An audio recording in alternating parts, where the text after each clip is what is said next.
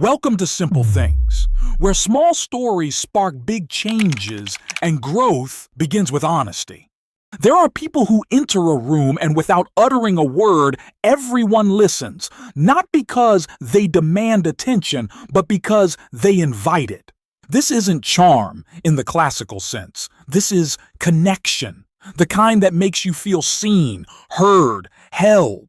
Now imagine the opposite. Imagine being the guy whose words fall flat, who says the right thing at the wrong time, who tries to compliment someone only to watch them recoil, who knows what he feels but doesn't know how to wrap it in sound. That was Miles. And this is how he changed everything.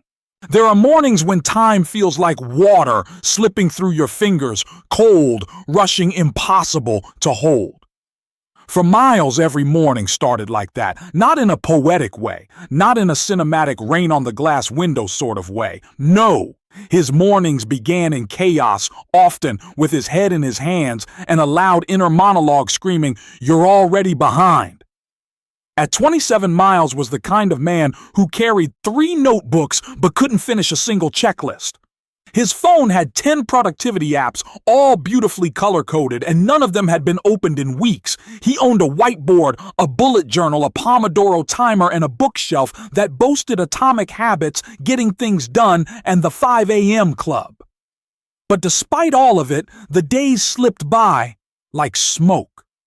Miles wasn't lazy. He wasn't stupid. He just felt buried. He had dreams, big ones. A startup idea he kept in a Google Doc he hadn't touched in 6 months.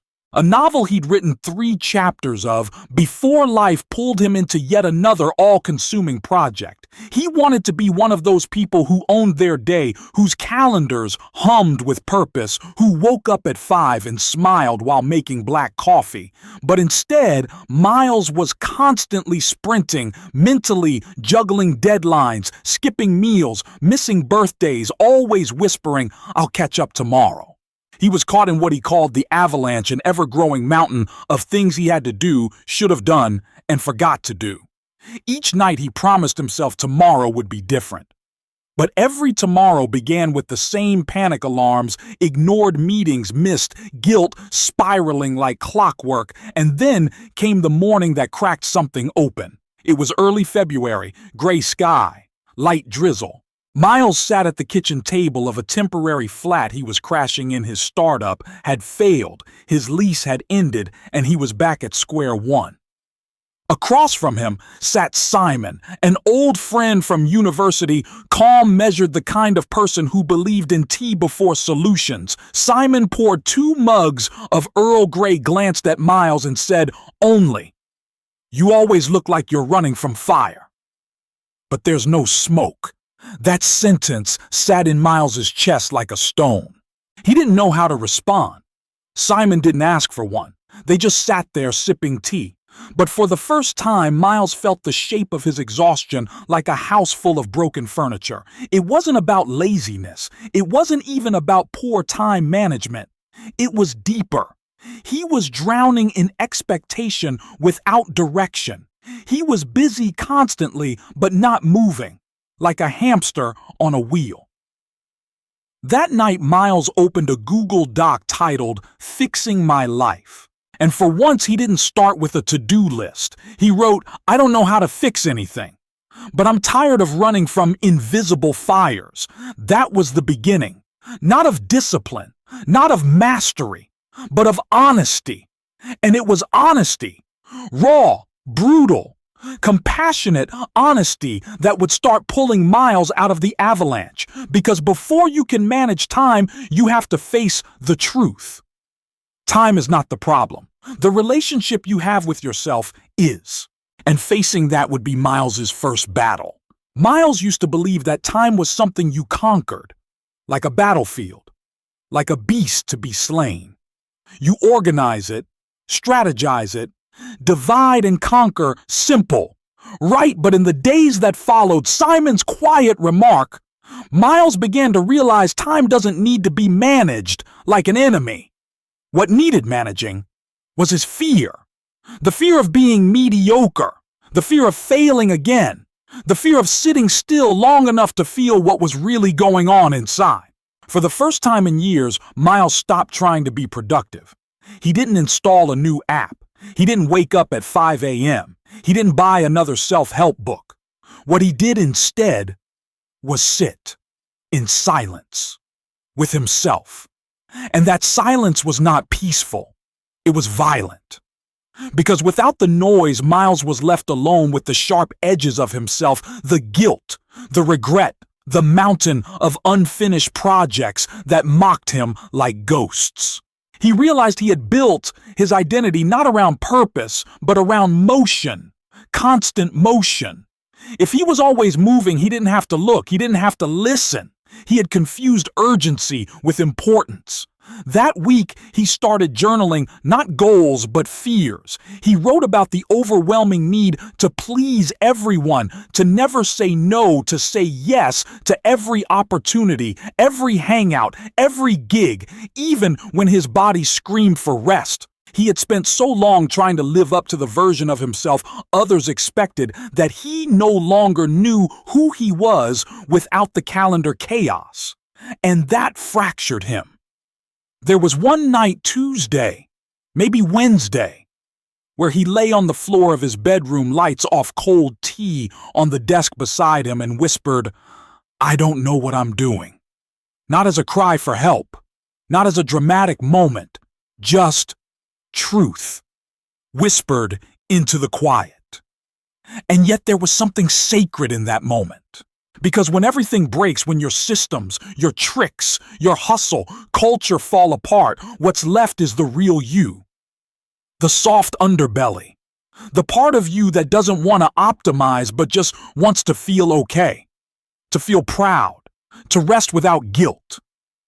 In that fracture, Miles didn't find clarity. He found choice. The choice to rebuild. Slowly. Deliberately. And the first brick he laid was something painfully simple. A calendar. But not the overpacked, anxiety-ridden, rainbow-highlighted type. He chose 3 things per day. Only 3. 1. Something that moved his dream forward. 2. Something that restored him. 3. Something that strengthened a relationship. He called it the 3 pillars, even though it sounded cheesy. He didn't care. Day 1, he reached out to a friend he hadn't spoken to in years. Day 2, he wrote a single page in his novel. Day 3, he went for a long walk without headphones, just trees and wind and footsteps. And by the end of the first week, something strange happened. Time softened. It no longer felt like a storm or a race. It felt like soil, something to grow things in, but change is rarely linear. And just when Miles began to think he was finally getting it, life reminded him the path to healing will test you deeply before it frees you. Progress makes you brave. For a while, that bravery carried Miles. He began to speak more in meetings, not with authority, but with honesty. He laughed louder, lingered longer in conversations, even when they were awkward. He started to give people real answers when they asked how he was doing. Not the polished, pretty okay kind. The messy, unfinished, human kind. And it felt good. So good, in fact, that Miles forgot something crucial. Healing isn't proof you've arrived. It's a reminder you're still on the road. That reminder came in the form of a rejection. A big one. It was a pitch, a creative collaboration with a director he admired. He had worked on it for weeks, rehearsed his presentation till it was airtight. He even rehearsed the small talk before the meeting, and yet 2 minutes in he saw it. That subtle shift. The director glanced down at her phone, eyes glazed, interest gone. She passed, politely, quickly, no real feedback. No second meeting, just thanks and goodbye. On the train ride home, the old voices returned. You blew it. You're not good enough. She saw right through you. And the worst one, see. Nothing's changed. Miles tried to shake it off, tried to remind himself of his 3 pillars, but something cracked open inside him that night, something old and cruel and familiar. Because this wasn't just about a pitch, it was about every moment in his life when he tried to be seen and wasn't. When he gave his best and it wasn't enough. When he opened his heart and it was met with silence. He thought he had healed that part. He hadn't. He had just outrun it for a little while. That night, he didn't journal. He didn't walk. He didn't call anyone. He lay in bed, fully clothed, the dark pressing against his chest like weight. And for the first time in months, he whispered something different. I'm tired of trying. It wasn't surrender, not yet. But it was close. And in that near surrender, something surprising happened.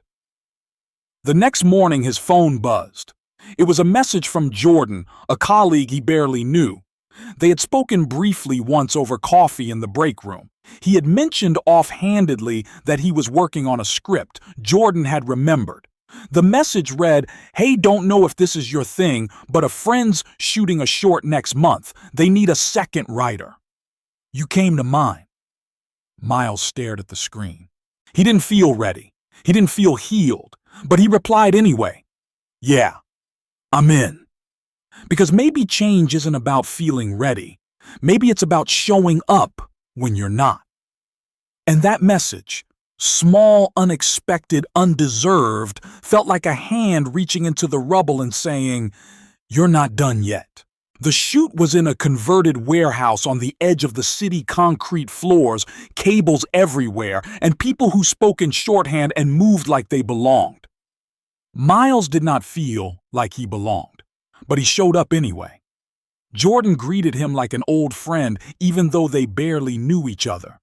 That warmth, unearned, uncomplicated, threw Miles off more than cold indifference ever could. The director of the short Rhea was younger than Miles had expected, sharp, focused, unapologetic. She looked at him once, nodded, and said, "We need more tension in the last scene. Think you can punch it up? No fluff, no small talk. Just trust." Miles blinked, then nodded. Something shifted in him, again. He sat on the floor with a laptop and a coffee and started writing. Not perfectly, not confidently, but presently. The story wasn't his, but the process was. And somewhere between rewriting the last line of dialogue and rearranging a scene that didn't work, he remembered why he loved words in the first place. Because when they really worked, words were bridges. Not performances, not armor, just truth crossing over. On the third day of the shoot, Rhea pulled him aside. "You ever think about directing?" Miles laughed. "No. God, no." She raised an eyebrow. "You should. You think like one." That night, walking home under a sky that looked like static, Miles stopped in the middle of the sidewalk. People moved past him like water around stone, and for a second, he just stood there. Because something was happening, not fast, not loud, but undeniably real. He wasn't fixed. He still stumbled over compliments, still paused too long before speaking, still felt the cold echo of rejection in the quiet hours, but he was different now. Not because the world had changed, but because he had stopped waiting for it to give him permission. Instead of seeking the perfect words, he started seeking real moments. He started asking questions he didn't already know the answers to. He started listening, really listening to people, not to find his next line, but to understand them. And slowly, people began to notice. Not everyone, but the right ones. The ones who saw him. The ones who didn't flinch when he spoke with too much feeling or not enough finesse. The ones who leaned in not because he demanded attention, but because he invited it. The very thing he once admired in others. It was beginning to live in him. He didn't know it yet. But something deep inside him, the version of Miles he was always meant to become, had just cracked open. There's a moment, not grand, not cinematic, when you realize you are no longer the same person you once were. It doesn't come with applause or a spotlight. It comes quietly, often in the middle of doing something utterly ordinary. For Miles, that moment came on a Tuesday. He was helping Jordan rearrange chairs after a rehearsal. No script in hand, no expectations, just two friends moving furniture. A younger actor, new nervous, came up to him and asked, "Hey, how do you not sound fake when you talk on stage?"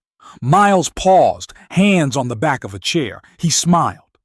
Not because he had the perfect answer, but because he remembered. He remembered being that kid, terrified of his own voice, afraid to be misunderstood, but more afraid to be truly seen. He looked at the actor and said, "You're not fake. You're just scared of being real. Say the line like it's something you believe, not something you're trying to sell." The kid nodded, and something shifted. Not in the room, in Miles. Because in that moment he realized he had become the very kind of person he used to search for. Someone who didn't speak to impress but to connect. Someone who didn't rehearse his humanity. Someone who no longer flinched when he looked someone in the eye. Later that week, Rhea invited him to sit in on an edit session. "Just watch," she said. "You've got a gut for rhythm." They sat in near silence for hours, cutting frames, debating seconds. At one point, she stopped the reel and turned to him. "You do realize this is you now, right?" Miles blinked. "What do you mean, this?" "The room, the craft, the confidence. You're not waiting outside the door anymore. You're in it." And again, there it was. That quiet becoming. Not an arrival, a recognition. He still had off days. Still stumbled through conversations. Still wrote awkward texts and deleted them 5 times before sending. But the difference, now he forgave himself. He understood that connection wasn't about being flawless. It was about being present. About showing up messy, honest, unfinished. That was his power now. And others felt it. They began to seek him out, not for advice, not for validation, but for presence. They could feel it when he walked in. That he saw them. That he heard what wasn't said out loud. Because he had trained himself to listen, not as a tactic, as a way of being. Miles had not become someone else. He had become more himself than ever before. The story doesn't end here. Growth doesn't tie itself in bows. Healing doesn't follow a formula. But something had shifted permanently. Miles no longer waited for rooms to give him permission to matter. He walked in eyes open, heart unguarded, not because he wanted attention, but because he had finally learned how to give it to others and to himself. And somewhere deep inside, the boy who once whispered to walls and rehearsed how to smile finally felt at home. In his voice, in his skin, in his silence. This isn't the end. It's the beginning of someone who once fell silent, learning how to speak in ways that don't need sound.